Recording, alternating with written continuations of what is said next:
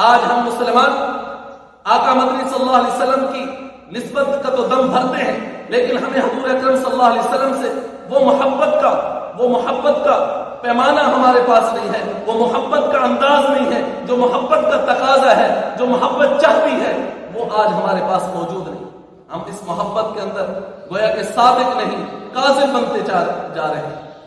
حضور اکرم صلی اللہ علیہ وسلم کی محبت کا تقاضا یہ ہے کہ ہم حضور اکرم صلی اللہ علیہ وسلم کی اتباع کریں، حضور اکرم صلی اللہ علیہ وسلم کے طریقوں کو اپنی زندگی میں لانے کی کوشش کریں۔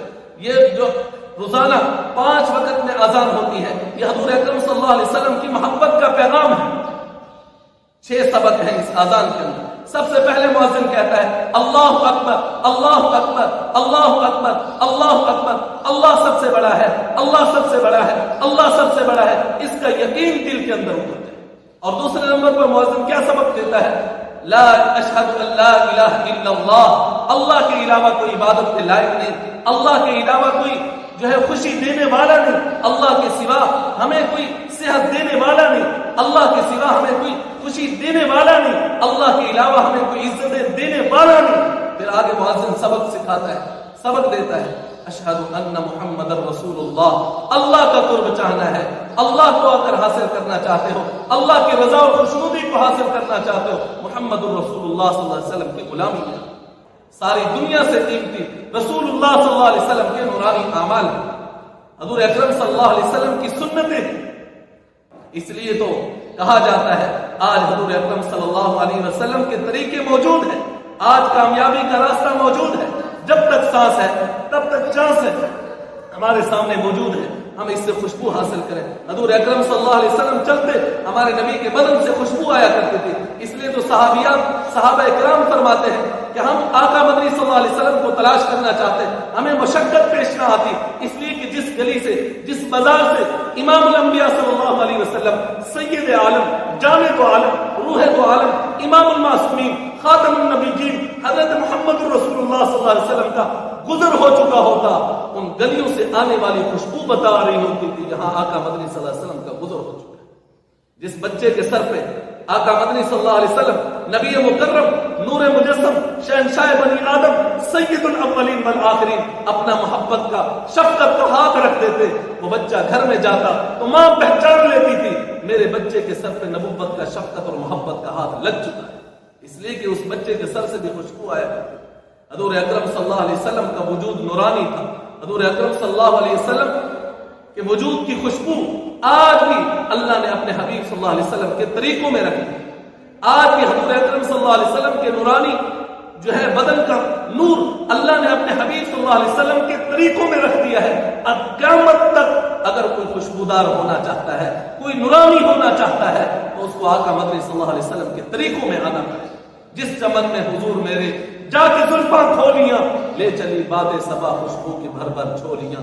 حضور اکرم صلی اللہ علیہ وسلم کے ساتھ جس چیز کی بھی نسبت ہوئی ہے، خدا کی قسم اللہ نے اس کو اعلیٰ مقام عطا کیا ہے، اللہ نے اس کو بہت بڑا جو ہے مقام عطا کیا ہے۔ یہی وجہ ہے مدینہ منورہ بنا ہے، اس لیے کہ آقا مدنی صلی اللہ علیہ وسلم کے یہاں قدم لگے ہیں۔ مکہ مکرمہ بنا ہے اس لیے کہ آقا مدنی صلی اللہ علیہ وسلم کے یہاں قدم لگے ہیں۔ اللہ نے خود قرآن کریم کے اندر ان شہروں کی قسم کھائی، لا اقسم بہذا البلد، اللہ ان شہروں کی قسمیں کیوں کھا رہا ہے؟ اس لیے کہ محبوب کے قدم یہاں لگ چکے، کونین کے والی کے قدم لگے ہیں۔ اللہ نے قرآن میں قسم کھائی، والتین والزیتون وطور سینین وہذا البلد الامین، اللہ نے اس شہر کی قسم اس لیے کھائی ہے، کونین کے والی کے ساتھ اس کی نسبت ہو چکی۔ جنت البقیع اور اسی طرح ریاض الجنہ کو جو نسبت حاصل ہے، جو مقام حاصل ہے، جس کو کہا جاتا ہے یہ جنت کا ٹکڑا ہے، جس کے بارے میں آقا مدنی صلی اللہ علیہ وسلم نے خود فرمایا ما بین بیتی ومنبری روضۃ من ریاض الجنہ، میرے حجرے اور میرے محراب کا یہ درمیانی حصہ جنت کا ٹکڑا ہے، جنت کا باغ ہے۔ اس لیے کہا کہ یہاں آقا مدنی صلی اللہ علیہ وسلم کے سب سے زیادہ قدم لگے۔ حضور حضرت اما عائشہ کے حجرے سے تشریف لاتے نماز پڑھانے کے لیے، حضور اکرم صلی اللہ علیہ وسلم حضرت اما عائشہ کے حجرے سے تشریف لاتے، منبر و محراب پر واز کرنے کے لیے سب سے زیادہ قدم اس حصے پر لگے ہیں۔ اس لیے علماء نے لکھا ہے یہ جنت کا باغ ہے، یہ جنت کا ٹکڑا ہے، یہ جنت کا خطہ ہے۔ کیوں؟ اس کی نسبت آقا مدنی صلی اللہ علیہ وسلم کے ساتھ۔ تو حضور اکرم صلی اللہ علیہ وسلم کی نسبت ایسی نسبت ہے کہ جس نسبت کی وجہ سے انسان کی جو ہے جو ہے اس کا مقام بڑھ جاتا ہے، اس کا مرتبہ جو ہے بڑھ جاتا ہے۔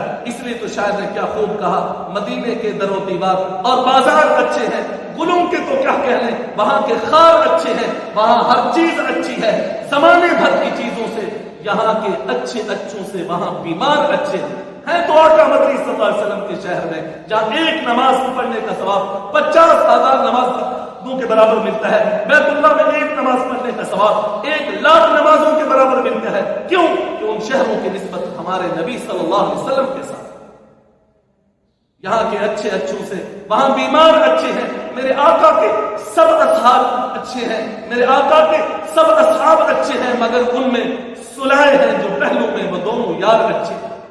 قدم رکھے جہاں پر، قدم رکھے جہاں پر میرے محبوب مدنی نے زمانے کے محلوں سے وہ دونوں غار اچھے، قدم رکھے جہاں پر میرے محبوب مدنی نے زمانے کے محلوں سے وہ دونوں غار اچھے ہیں۔ شہر شہروں میں نہیں کوئی مدینے جیسا، امن میں نور نبی کی ہے سفینے جیسا۔ سب نبیوں کو انگوٹھی کا جو حلقہ سمجھے، سب نبیوں کو انگوٹھی کا جو حلقہ سمجھے، ہے نام محمد اس میں نگینے جیسا۔ جو چمک میرے آقا کی جبین میں تھی، جو چمک میرے آقا کی جبین میں تھی، کہاں چاند میں ہے کوئی عطر تو لاؤ میرے آقا کے پسینے جیسا۔ اس لیے میں پڑھتا رہتا ہوں آقا پہ درود، آتا ہے لطف مجھے شہد کے پینے جیسا۔ حضور اکرم صلی اللہ علیہ وسلم کی نسبت سے اس اذان کے اندر یہ سبق پڑھایا جاتا ہے، اشہد ان محمد رسول اللہ۔ اور اللہ کو پانا چاہتے ہو، اللہ کی رضا اور خوشنودی کو حاصل کرنا چاہتے ہو، محمد عربی صلی اللہ علیہ وسلم کی غلامی میں۔ پھر مؤذن کہتا ہے حی علی الصلاۃ، حی علی الصلاۃ، اور نماز کی طرف۔ حضور اکرم صلی اللہ علیہ وسلم کے نورانی اعمال میں سب سے زیادہ جس چیز کا اہتمام تھا، جس کی طرف حضور اکرم صلی اللہ علیہ وسلم نے دعوت دی ہے، وہ نماز ہے، جس میں تمام مسائل کا حل ہے۔ آج نماز پڑھنے کے لیے ہم کاروبار کا حل سمجھتے ہیں، نماز پڑھنے کے لیے ہم کہتے ہیں جی ہماری دکانداری کا حل ہوگا، بھائی یہاں تو نماز میں تمام مسائل کا حل موجود ہے۔ آج ہمارے ایمان کی کیفیت یہ ہو چکی ہے، ہم نسبت تو مصطفیٰ کریم صلی اللہ علیہ وسلم کا دعویٰ کرتے ہیں، لیکن اس نسبت کا نور ہمارے دلوں کے اندر اترا ہوا نہیں ہے۔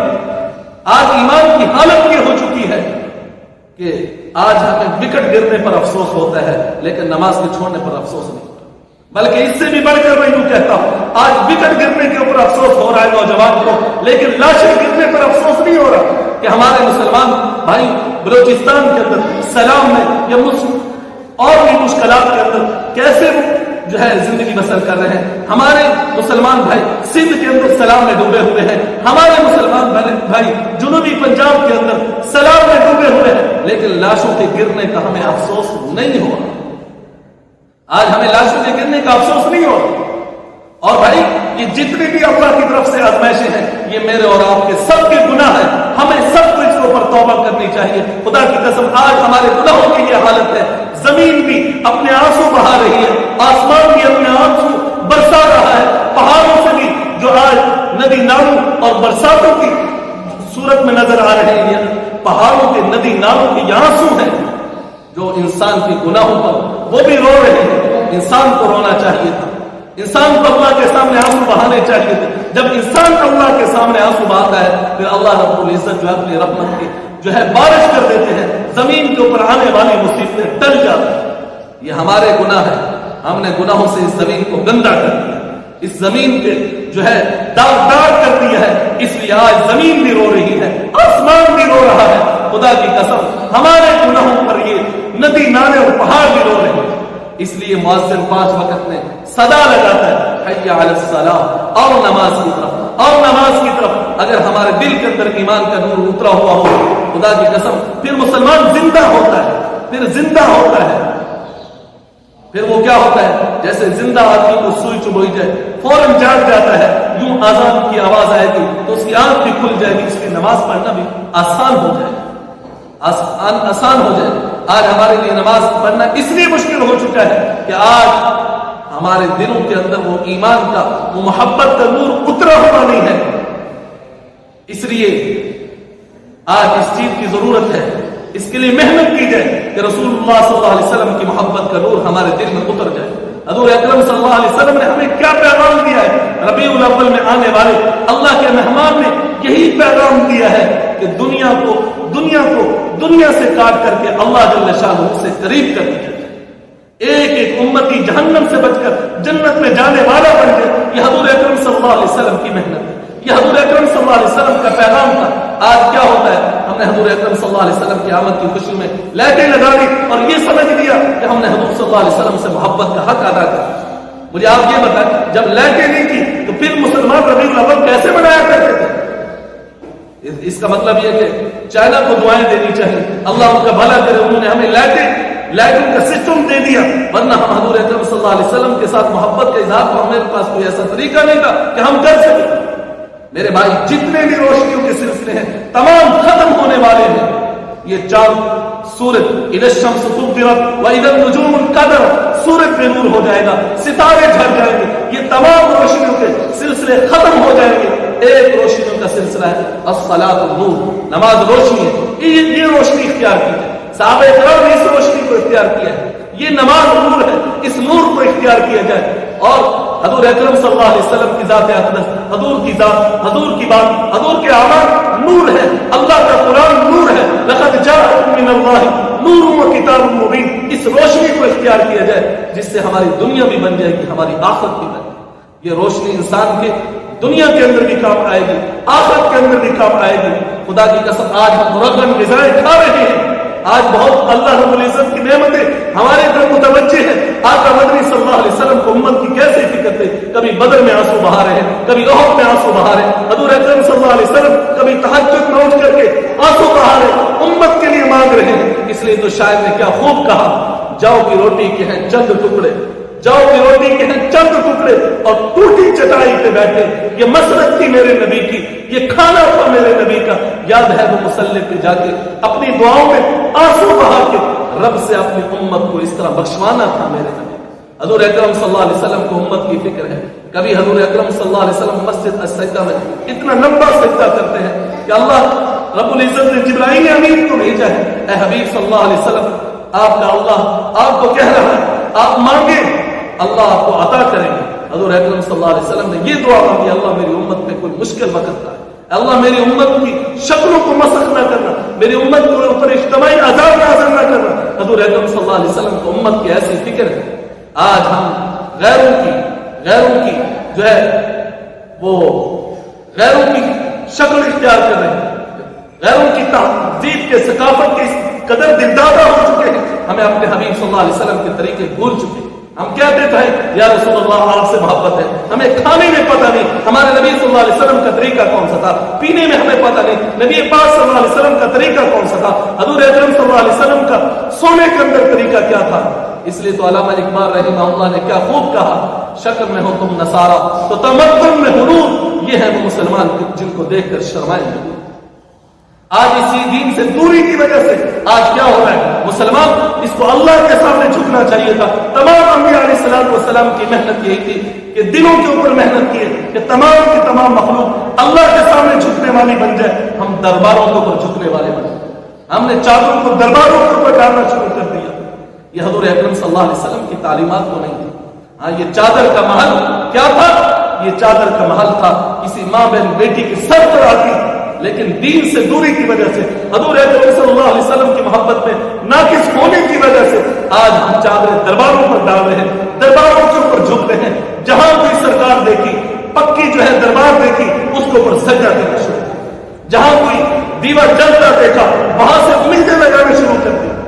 اس لیے علامہ اقبال رحمہ اللہ نے کیا خوب کہا زمانے کی جہالت کا یاروں کو دیکھ اقبال کہ قیمتی چادریں بے جان قبروں پر اور زندہ عزتیں بے حجاب ہیں۔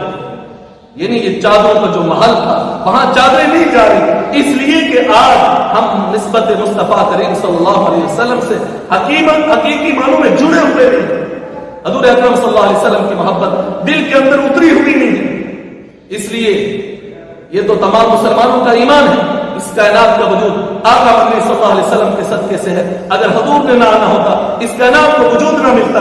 اس لیے قاسم العلوم والخیرات حضرت ننوتوی رحمۃ اللہ علیہ فرماتے ہیں، سب سے پہلے مشیت کے انوار سے، سب سے پہلے مشیت کے انوار تلوار سے نقش روئے محمد بنایا گیا، پھر اسی نقش سے مانگ کر روشنی بس میں کونوں مکان کو سجایا گیا۔ وہ محمد بھی، احمد بھی، محمود بھی، حسن مطلق کا شاہد بھی، مشہود بھی، علم و حکمت میں وہ غیر محدود بھی، ظاہر امیوں میں اٹھایا گیا۔ اس کی شفقت ہے بے حد و بے انتہا، اس کی رحمت تخیل سے بھی ماورا، جو بھی عالم جہاں میں بنایا گیا، پھر اس کی رحمت سے اس کو بسایا گیا۔ مجھے حشر کا غم کس لیے ہو اے قاسم، میرا آقا ہے وہ، میرا مولا ہے وہ، جس کے دامن میں جنت بسائی گئی، جس کے ہاتھوں سے کوثر لٹایا گیا۔ اس لیے تو حضرات علماء کرام فرماتے ہیں، حضور اکرم صلی اللہ علیہ وسلم کی سیرت کو، آپ کی آداب کو، آپ کے اخلاق اور اطوار کو بیان کرنے کے لیے صدیق جیسی زبان، جبرائیل جیسی عمر چاہیے۔ تھکی ہے فکر رسا، مدہ باقی ہے، قلم ہے آولا پار، مدہ باقی ہے، وقت مختصر ہوا، مدہ باقی ہے۔ اس لیے تو آج ہم یہی کہتے ہیں آقا ہمیں آپ کی سچی محبت میں مل جائے، آپ کی سچی نسبت مل جائے۔ اسی کے لیے محنت ہے، اسی کے لیے کوشش ہے۔